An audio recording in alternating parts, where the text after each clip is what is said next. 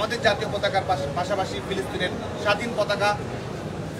স্বাধীন পতাকা যেন উত্তোলন করা হয় সেই আহ্বান আমরা জানাচ্ছি। এবং আগামীকালকের আন্দোলন শুধুমাত্র ছাত্রলীগের আন্দোলন নয়, বাংলাদেশ ছাত্রলীগ একটি প্ল্যাটফর্ম হিসেবে এই আন্দোলন সংগঠিত করার চেষ্টা করছে। আমরা বিশ্বাস করি আগামীকালকের আন্দোলন বাংলাদেশের 5 কোটি শিক্ষার্থীর আন্দোলন। আগামীকালকের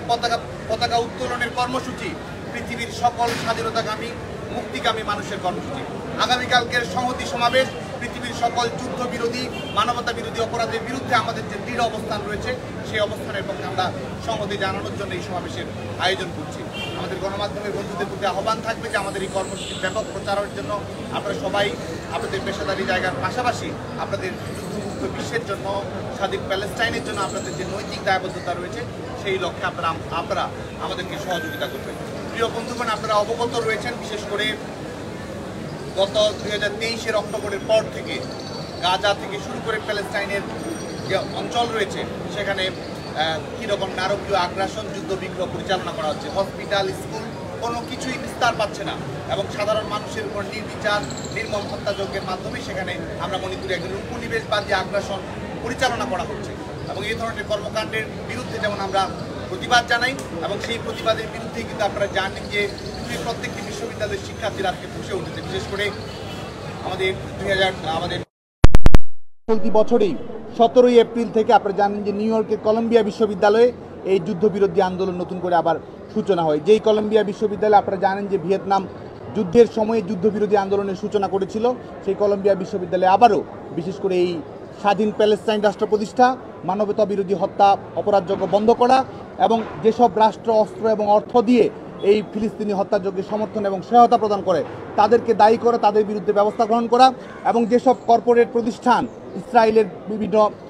বিশেষ করে তাদের যে সামরিক আগ্রাসনে ভূমিকা পালন করে তাদের স্পন্সরশিপ বাতিল করা, অনুদান না নেওয়ার সিদ্ধান্ত গ্রহণ করে কলম্বিয়া বিশ্ববিদ্যালয় থেকে শুরু করে পরবর্তীতে যে আন্দোলন মার্কিন যুক্তরাষ্ট্রের 150 অধিক বিশ্ববিদ্যালয়ে ছড়িয়ে পড়ে, পরবর্তীতে ইউরোপের প্রত্যেকটি বিশ্ববিদ্যালয়ে যে আন্দোলন ছড়িয়ে পড়ে, আমরা সেই আন্দোলনের শিক্ষার্থীদের প্রতি আমরা সংহতি জানাই। এবং আমরা একই সঙ্গে আমরা গণমাধ্যমের বন্ধুদের মাধ্যমে বিশ্ব মানবতার প্রতি আহ্বান জানাবো যে ফ্রিডম অফ এক্সপ্রেশনের কথা সবসময় বলা হয়, মত প্রকাশের স্বাধীনতার কথা যারা সবসময়ই বলে, গণতান্ত্রিক স্বাধীনতার কথা, অ্যাসেম্বলি করার স্বাধীনতার কথা,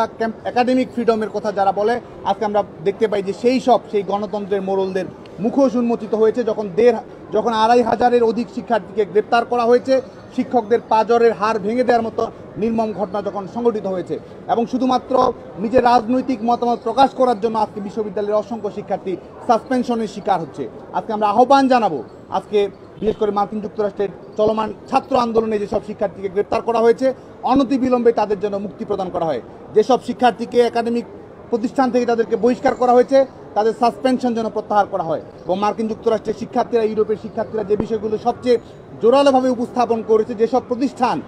বিশেষ করে অস্ত্র নির্মাণকারী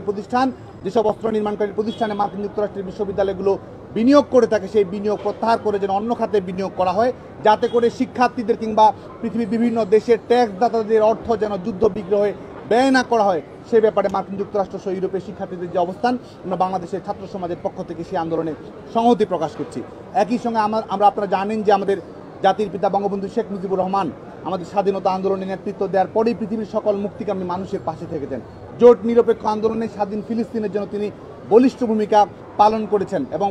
প্যালেস্টাইন লিবারেশন অর্গানাইজেশন থেকে শুরু করে অপরাপর সংগঠনগুলোর নেতৃবৃন্দের সঙ্গে জাতির পিতা বঙ্গবন্ধু শেখ মুজিবুর রহমানের যে মানবিক রাজনৈতিক সৌজন্যমূলক সম্পর্ক, এটি পৃথিবীর মুক্তিকামী মানুষের জন্য অনুপ্রেরণার। তার হাত ধরেই মাননীয় প্রধানমন্ত্রী বঙ্গবন্ধু কন্যা দেশরত্ন শেখ হাসিনা আপনারা জানেন যে বৈশ্বিক প্ল্যাটফর্মে ফিলিস্তিনের বিষয়টিকে কীভাবে সামনের দিকে নিয়ে এসেছেন। পৃথিবীর কোনো প্রধানমন্ত্রী কিংবা রাষ্ট্রপতি মাননীয় প্রধানমন্ত্রী বঙ্গবন্ধু কন্যা দেশরত্ন শেখ হাসিনার মতো সমান সাহসিকতার সঙ্গে যে বিষয়ে উত্থাপন করতে পারেনি। মাননীয় প্রধানমন্ত্রী বঙ্গবন্ধু কন্যা দেশরত্ন শেখ হাসিনার প্রতি বাংলাদেশের ছাত্র সমাজের পক্ষ থেকে, পৃথিবীর তারুণ্যের পক্ষ থেকে, যুব সমাজের পক্ষ থেকে আমরা অভিনন্দন জানাই যে তিনি আগ্রাসনের বিরুদ্ধে কথা বলেছেন, যুদ্ধের বিরুদ্ধে কথা বলেছেন, স্বাধীন প্যালেস্টাইনের পক্ষে কথা বলেছেন এবং অস্ত্র অর্থ দিয়ে যেসব মোড়ল সহযোগিতা করে তাদের বিরুদ্ধে মাননীয় প্রধানমন্ত্রী বঙ্গবন্ধু কন্যা দেশরত্ন শেখ হাসিনার কণ্ঠস্বর আজকে গোটা পৃথিবীর মানবিকতার কণ্ঠস্বরে পরিণত হয়েছে বলে আমরা দৃঢ়ভাবে বিশ্বাস করি। একই সঙ্গে আপনারা জানেন যে এই প্যালেস্টাইনের বিষয়কে কেন্দ্র করে বিশেষ করে জাতিসংঘ সাধারণ পরিষদের অধিবেশনে যে প্রস্তাবনাগুলো গ্রহণ করা হয় স্বাধীনতার জন্য, নিরাপত্তা পরিষদের যেসব প্রস্তাবনাগুলো গ্রহণ করা, বিশেষ করে জাতিসংঘ সাধারণ পরিষদের 138 এবং আমাদের সিকিউরিটি কাউন্সিলের নিরাপত্তা পরিষদের 338, 242 ধারা অনুসারে দ্বিরাষ্ট্রের ভিত্তিতে যে প্যালেস্তাইনের স্বাধীনতা নিশ্চিত করার জন্য যে বৈশ্বিক দায়বদ্ধতা রয়েছে, আমরা আহ্বান জানাবো অবিলম্বে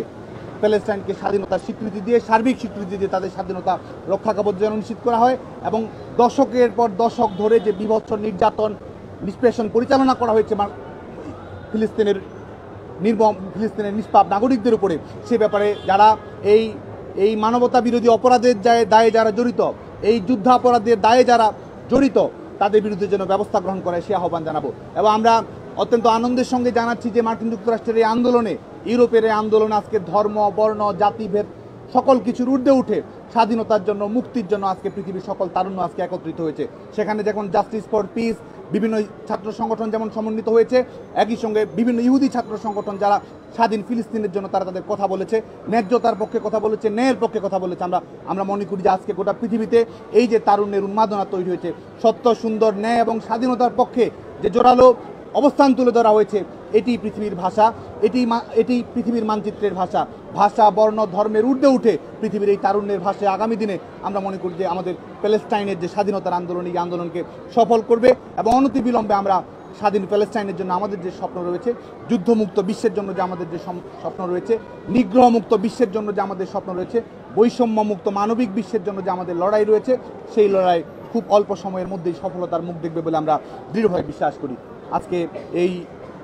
মিড দ্য প্রেসের মাধ্যমে